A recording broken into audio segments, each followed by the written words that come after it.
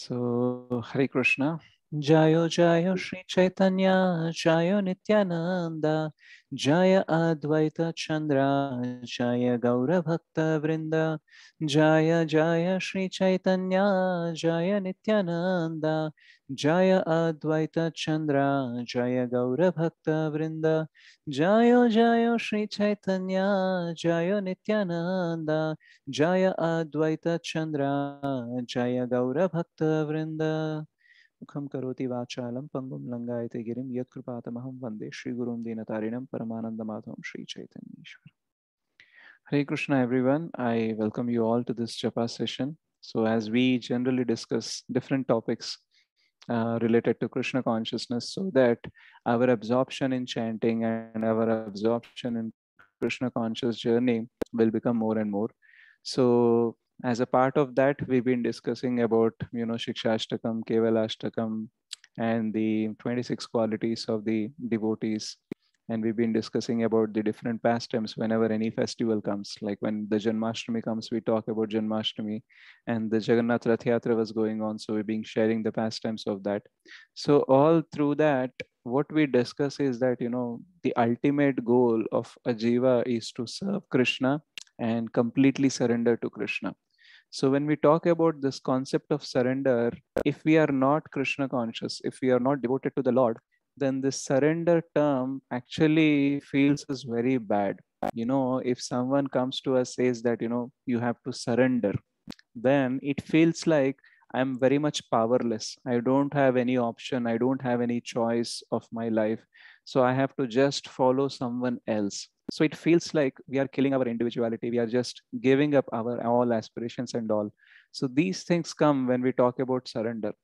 But from the bhakti perspective, the surrender has a very higher meaning and it is a very empowering one. So how it is empowering and what all these, the limbs of the surrender and what actually surrender means in the true context and how we can take up that and how we can move forward in Krishna conscious journey. So those are the things which we will discuss in the coming further few days. So as a part of that, I'll just share the screen.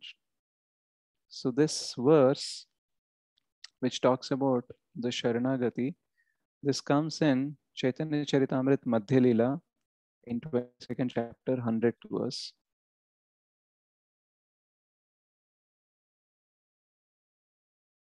Anukulyasya sankalpaha pratikulyasya varjanam rakshishyasiti vishvaso goptrutve varanam tatha atmanikshepakarpanye shadvidha sharanagatihi. So here the translation says the 6 divisions of surrender are the acceptance of those things favorable to devotional service, the rejection of unfavorable things, the conviction that Krishna will give protection, the acceptance of the Lord as one's guardian or master, full self surrender, and humility.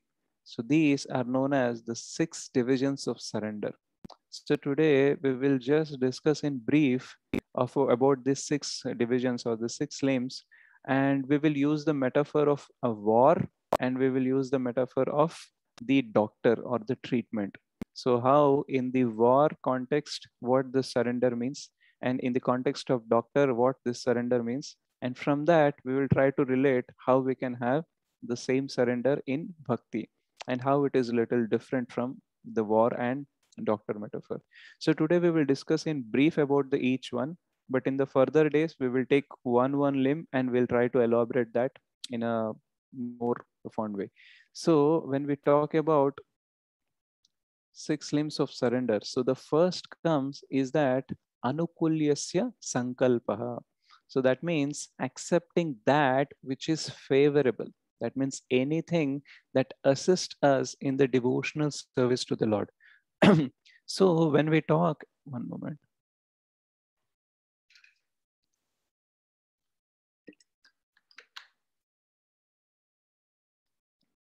So when we talk about war metaphor, so in a war, the one army which is actually got defeated, what they have to do? They have to surrender to the other team or the other party which has won. So here surrender means that, I am passive now. I cannot do actively anything. So that is why sometimes, when the war ends, there will be two options. Either you get slaughtered or you surrender. So Sharanama or Maranama. So that means either you have to, fight till your last breath and you get killed. Otherwise, you accept that you got defeated and you surrender. So there it is like very passive and very disempowering that, just I lost the war. Now I have no option and I have to surrender. So this comes in the war.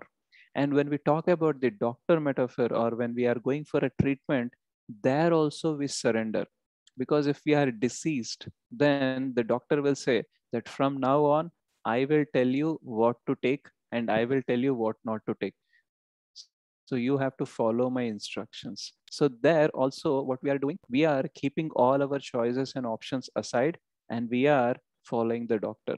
Right? If we don't follow the doctor, then what will happen? Our disease will get aggravated.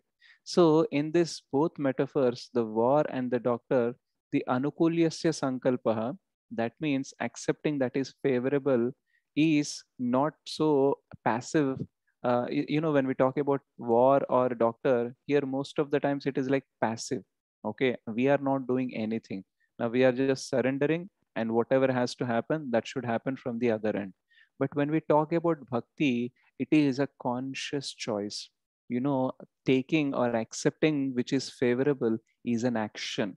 That means there are many things out there in the world, but we will consciously choose what is favorable.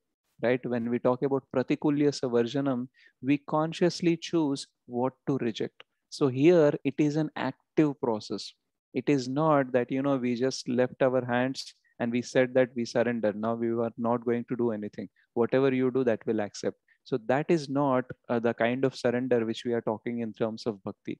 Here we consciously choose. There can be many options, but we will choose only that is favorable, and we consciously reject that which is unfavorable. So it is not passive, it is a very active process. Now when we talk about war, or when we talk about the doctor, then it is like very disempowering. Oh, I have no power to do anything of my choice now, and it is a very disempowering condition. But in the bhakti, when we do anukulyasya sankalpam and pratikulyasya varjanam, the accepting the favorable things and rejecting the favorable things, that we do very consciously, and it is very empowering, right? So the Lord is actually giving us the choice that, there are many objects in the world, many sense objects in the world, many things in the world, many things you can actually take up as your goals of life. But consciously, you are choosing Krishna as your goal, and consciously, you are avoiding and accepting the things which are making me go forward in Krishna conscious journey. Whatever can become an obstacle, then that I'm actually removing consciously. So the process of Anukulyasya Sankalpam and Pratikulyasya Vajanam is a very active, conscious, and very intelligent process. And when we talk about Rakshishyasi iti Vishwasaha, now before going to that point, now when we talk about the doctor metaphor, so the patient has to surrender to the doctor, but at the same time, he also have to participate. Just like, if it is a surgery, then the doctor has to do the most of the things. But if it is not a surgery, then the patient has to do many things. He has to take the medicine, he has to take the diet properly and all. So when we are treating, then there should be two ways. The doctor is suggesting something, doctor is prescribing that, these things you have to take, and doctor also give prescription. That means you have to avoid these things. For example, if we talk about diabetes, then the doctor may give a medicine also, but apart from that, he will also say do not eat sweets. So he will give prescriptions and prescriptions, and all that we have to follow if we have to get treated. So similarly in bhakti also, just surrendering to Krishna doesn't mean that we are going to stop doing anything, but we are consciously going to strive and put our efforts so that we can go towards Krishna. So Krishna will give the prescriptions and prescriptions, what we have to do, what we should not do, the do's and don'ts he will give. And what we have to do, we have to actively choose them, and we have to go ahead in life. So then the point comes is Rakshishyasi iti Vishwasaha. So Rakshishyasi, that means he will be the protector. So when we take the metaphor of war, when we surrender to the opposite party, then we have to have the faith that, I am into the safe hands. So the person to whom I am surrender, he will not slaughter me. Right. And similarly, when we surrender to the doctor, we have a faith that I am into the safe hands. That means this doctor is competent to take care of me, to treat me. So this faith is actually required. So similarly, when we surrender to Krishna, we should have the faith that I am into the safe hands. Now Krishna is going to protect me. So we might think that,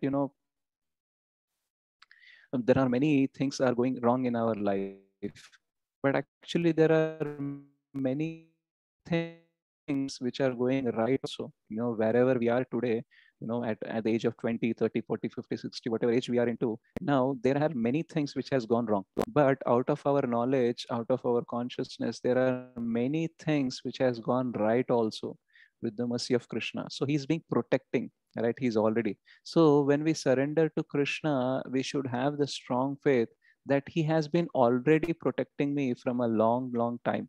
So he will protect me further also.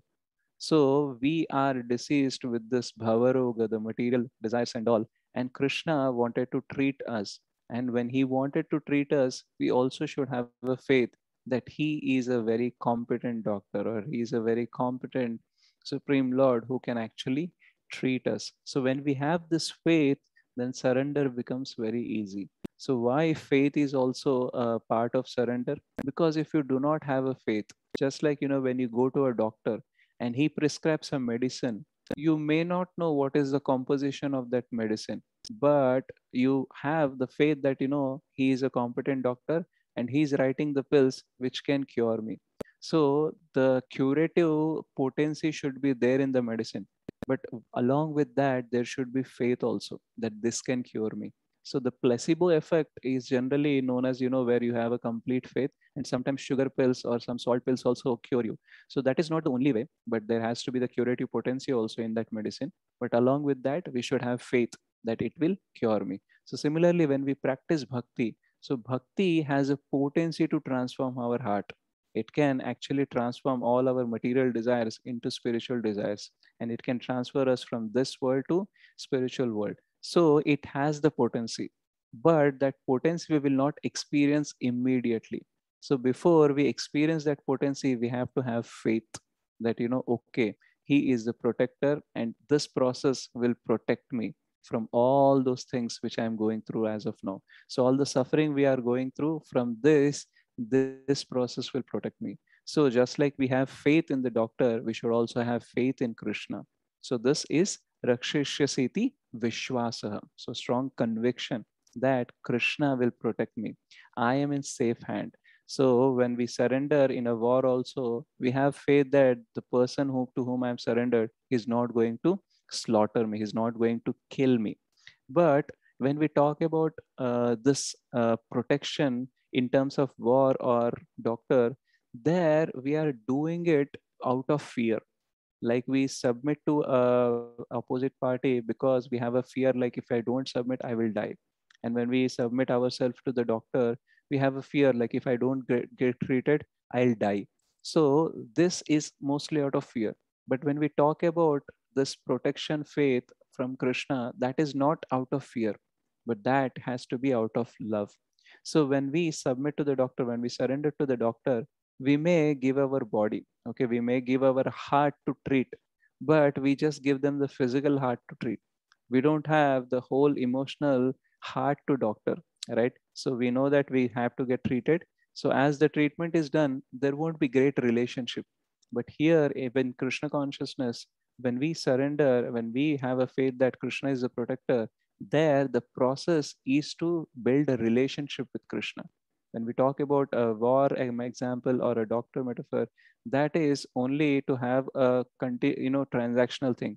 I am now sick, I am now disempowered, so I am taking your shelter so that I can get out of this. Once I am get out of this, I don't have any relationship with you, right? But in bhakti, it is out of love and it is to build a relationship with Krishna. So then comes this Goptrutve Varnam Tatha. That means accepting that Krishna is my maintainer through, just like, the treatment will not only give you a cure, like, you are deceased, and the treatment will not only give you the cure, but the diet that the doctor suggests, what it will do, it will give you a good lifestyle so that you can maintain yourself, right? So we should also have faith that the doctor is competent to treat me, and this doctor can also maintain a good health. So similarly, Krishna is the maintainer. If we see all the elements of the material nature, the sun, moon, the fire, and every other thing, those are things are the provided by the Supreme Lord. And because of that, we are getting maintained over here. So we had a desire to enjoy separate from Krishna, but for that also, he has provided so many things. So when the Lord has provided so many things for my survival, then I should have the faith that he's the maintainer. And if I become a devotee, this maintaining factor will actually continue. So it is not that, if I take up Krishna consciousness, if I take up bhakti, then my maintenance will go on a toss. No, Krishna has already maintained you even before you are a devotee. So when you become a devotee, Krishna will definitely maintain you. So we have to have that faith. And then is the Atma Nikshepa. That means I offer my complete being to Krishna, right? So in the war or in the doctor thing also, we give ourselves, but somewhere we have our own plans. Okay, even the doctor says about the diet, even the doctor says about the pills and all. So in all that process, still we will have some separate plans. Okay, we may try to surrender, but we still are left with our own plans. But when it is talked about Atma Nikshepa, that means offering our complete being. All right, just like how Bali Maharaj has given himself to Krishna. Initially, he has given whatever he has, and after that, he given himself also. So in bhakti also, before we begin, before we become pure devotees, we start the devotional process. We start giving some things to Krishna, like, we start giving some charity to Krishna, we start giving some of our time to Krishna, some of our consciousness to Krishna. But over a period of time, we have to give completely ourselves to Krishna. Then only that complete purification will happen. We are just entrusting that our whole being in Krishna's hands so that we can get the purification and we can start developing that eternal love for Krishna. So Atma Nikshepa is actually giving completely to Krishna. So not having any different plans. And then Karpanye. So Karpanye, when we talk about Kripana is a miserly person. Okay. So Kripana means that, he hold on to all his resources. He do not utilize them for the good purpose. Okay. He don't even utilize it for himself also. He just hold on to it. So that person is called as Kripana, right? So when we talk about 2.7, Karpanya doshe Pahata Swabhava, when Arjun speaks, so he says, because of the miserly thinking, I'm actually bewildered, right? So that is Karpanya. But here, Karpanya actually means humility. So humility means I am weak. And not only I am weak, but I am weak without Krishna. So with Krishna, I will be strong. So this kind of disposition a devotee maintains, that I may have certain things, but I am still weak. And when I have Krishna in my life, I am actually strong. So with Krishna, I will flourish. And without Krishna, I will perish. So this kind of faith, this kind of disposition a devotee has. So these are the six limbs or the six folds of the surrender. So we'll talk about anukulyasya sankalpaha. So accepting that is favorable. So that is like a prescription from the doctor. And pratikulyasya varjanam, that means rejecting that which is not favorable. That everything that hinders my devotional service, I will avoid. Just like how a doctor gives prescriptions, like you should not do this, you should not eat this. And then we talk about rakshashrasi iti vishwasa, that we are in the safe hands. We are getting protected by the doctor, or we are getting protected with Krishna. So that faith we have. And then Goptrutve Varnam Tatha. So he's not only giving protection, but he is also the maintainer. Just like in our life, we need many things to maintain our life. And all the things, most of these things actually coming from Krishna only. And then we have Atma Nikshepa. So we offer completely ourselves to Krishna. We do not have separate plans. Okay. So even when doctor says so many things, we try to adjust here and there, and we try to, skip some instructions and all. But when we talk about Atma Nikshepa, that means we are completely giving up to Krishna. And then Karpanya. Karpanya means humility, that we feel that I am weak without Krishna. And with Krishna only I will flourish. Without Krishna, I will perish. So if we talk about the first two things, Anukulyasya Sankalpaha, Pratikulyasya Varjanam, these are actions that we are consciously choosing and rejecting. But the rest of the four, Rakshishyasiti Vishwasaha, Goptrutve Varanam Tatha, Atmanikshepa and Karpanya, these are the mental dispositions. That means this is mostly mental, right?